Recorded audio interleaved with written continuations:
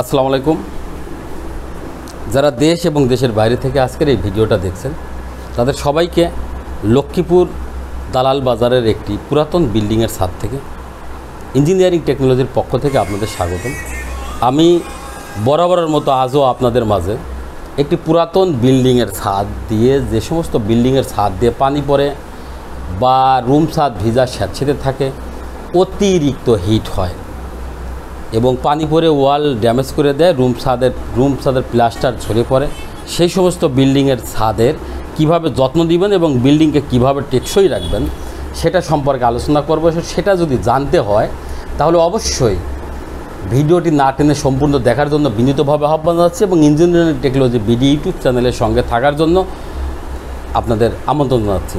আমি বরাবরের মতো আজও যে বিল্ডিং বিষয় নিয়ে আলোচনা করছি, আপনারা জানেন লক্ষ্মীপুর এটা দালাল বাজার, একটি পুরাতন বিল্ডিংয়ের ছাদ। যদি আমি এই বিল্ডিংয়ের রুমের মধ্যে ছাদের নিচে যে রুম আছে সেই রুমের বিষয় সম্পর্কে বলি তাহলে আপনারা এটা নিশ্চিত হবেন, কেননা যে এই রুমের মধ্যে ছাদ দিয়ে পানি পড়তো, পানি পড়ে রুম ছাদের প্লাস্টার ঝরে পড়া আছে, এবং আপনার ওয়াল ভিজা স্যাঁতসেঁতে আগে আছে। আর বিভিন্ন কালারের ওয়াল, রুম ছাদ বা রুম ওয়ালগুলো বিভিন্ন কালারের, যেমন মাইটিয়ে সহ বিভিন্ন ধরনের আপনার ভিজা স্যাঁতসেঁতে হলে যেমন হয় তেমনি বিভিন্ন কালারের হয়ে আছে। মানে রং করলে রং টেকসই না থাকলে যেমন হয় ঠিক তেমনি।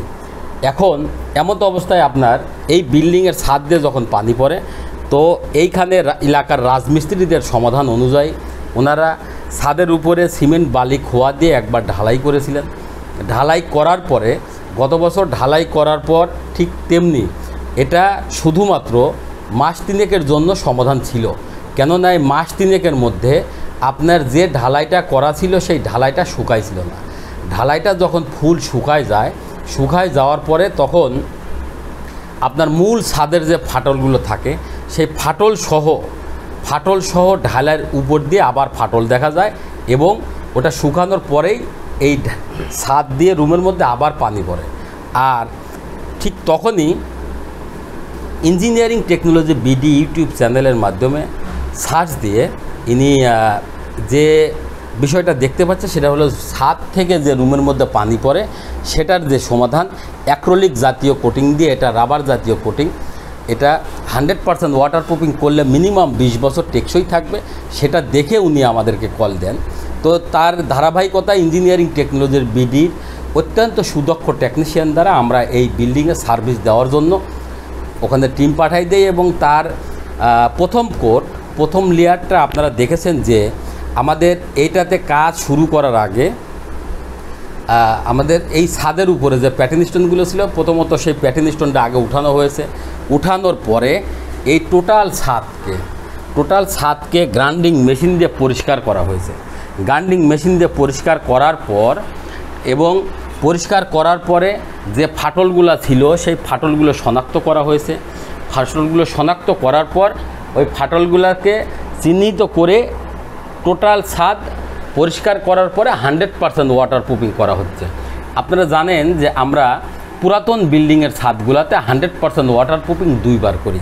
এখন প্রশ্ন করতে পারেন যে 100% ওয়াটারপ্রুফিং করার পরে এই বিল্ডিংয়ের ছাদ দিয়ে কি আবার পানি পড়বে কি না? আমি আপনার সেই প্রশ্নের অ্যান্সার যদি দিতে হয় তাহলে এটা আপনার নিশ্চিত ধরে রাখবেন যে আমরা যদিও 9 লেয়ারে কাজ করি, তারপরেও যে সমস্ত বিল্ডিংয়ের ছাদ দিয়ে পানি পড়ে বা টেকসই থাকে না, রং করলে রং টেকসই থাকে না, সেদিক থেকে আমরা 2 বার ওয়াটারপ্রুফিং করার পরেই পানি বাঁধিয়ে রেখে দিতে পারি। তো পানি বাঁধিয়ে রাখলে দেখা যাচ্ছে যে আপনার বিল্ডিংয়ের ছাদ দিয়ে 1 ফোঁটা পানিও আপনার রুমের মধ্যে প্রবেশ করবে না।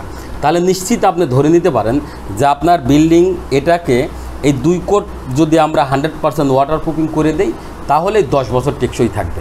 এরপরেও আমরা এই 2 কোট করার পরে আমরা যে ফাটলগুলো থাকে সেই ফাটলগুলা ইউএস থেকে আমদানিকৃত সিলিকন, যেটা দিয়ে বিল্ডিংয়ের ছাদ বা পিলার, ব্রিজ, কালভার্ট যেগুলো ফাটল ধরে সেই যে জায়গাগুলো আমরা জয়েন্ট করি, সেই জয়েন্ট করার সেই কেমিক্যালগুলো দিয়ে সিলিকন, এটাও অ্যাক্রিলিক এবং ফ্লেক্সিবল, টানলে ছিঁড়বে না, এটা একটি কাঁচা কেমিক্যাল। আর এই কাঁচা অবস্থায় যখন বিল্ডিংয়ের ছাদকে জয়েন্ট করানো হয় তখন ভূমিকম্পে যদি আপনার বিল্ডিংয়ের ছাদের কোথাও অন্য কোথাও ফাটল আসেও তাহলেও আপনি এইখানে যেখান দিয়ে জয়েন্ট করানো হচ্ছে এইখান দিয়ে কখনো ফাটল আসবে না, এটা আপনি নিশ্চিত থাকেন। কেননা এটা 49 বছর পর্যন্ত এই কেমিক্যালটা কাঁচা থাকে। এই কাঁচাটা যতদিন কাঁচা থাকবে ততদিন পর্যন্ত এটা ফ্লেক্সিবল থাকবে এবং ফ্লেক্সিবল থাকার কারণে এটা আপনার ধরে রাখবে।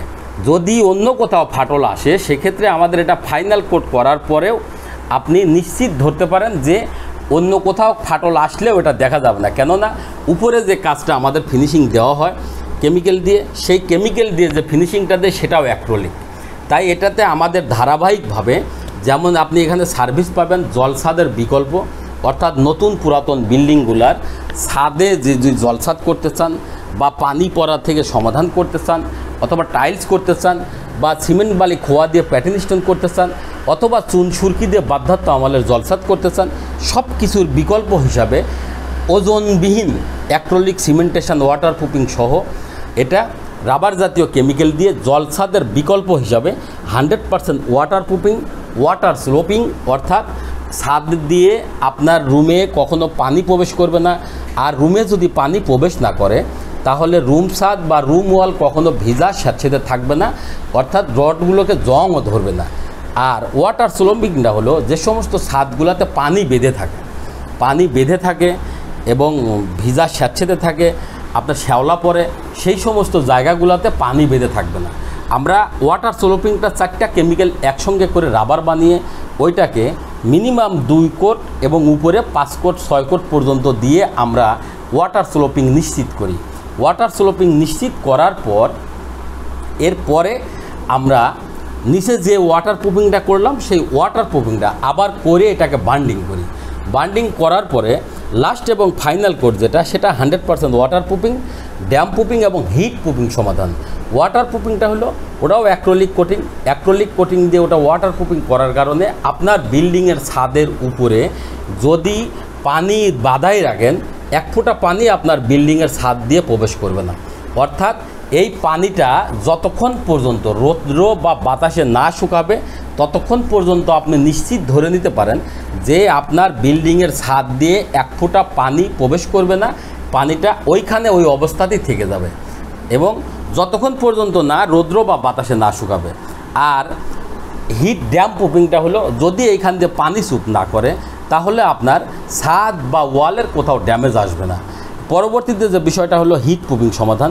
যে সমস্ত বিল্ডিংয়ের ছাদ দিয়ে রুমের মধ্যে অতিরিক্ত গরম লাগে, অর্থাৎ সকাল থেকে 10টা 11টা অবধি যে সূর্যের আলোটা আপনার বিল্ডিংয়ের ছাদের উপরে পড়ে বিল্ডিংয়ের ছাদটা যখন গরম হয় জাস্ট 11টার পরের থেকেই টপ ফ্লোরে যারা থাকে, যেমন হাউজিং, অ্যাপার্টমেন্ট, গার্মেন্টস, ফ্যাক্টরি, বড় বড় শিল্প প্রতিষ্ঠান থেকে শুরু করে অফিস আদালতের ছাদ, মসজিদ মন্দিরের ছাদ যখন গরম হয়, গরম হওয়ার পরেই আপনার এই ছাদের গরমটা রুমের মধ্যে প্রতিফলিত হয়। তো আমাদের এই কাজটা যখন শেষ করার পরে এই সূর্যের আলোটা যখন বিল্ডিংয়ের ছাদের উপরে পড়ে তখন আপনি এই আলোটাকে ব্যাক করে দেওয়ার কারণে আপনার বিল্ডিংয়ের ছাদ গরম হওয়াকে বাধাগ্রস্ত করে।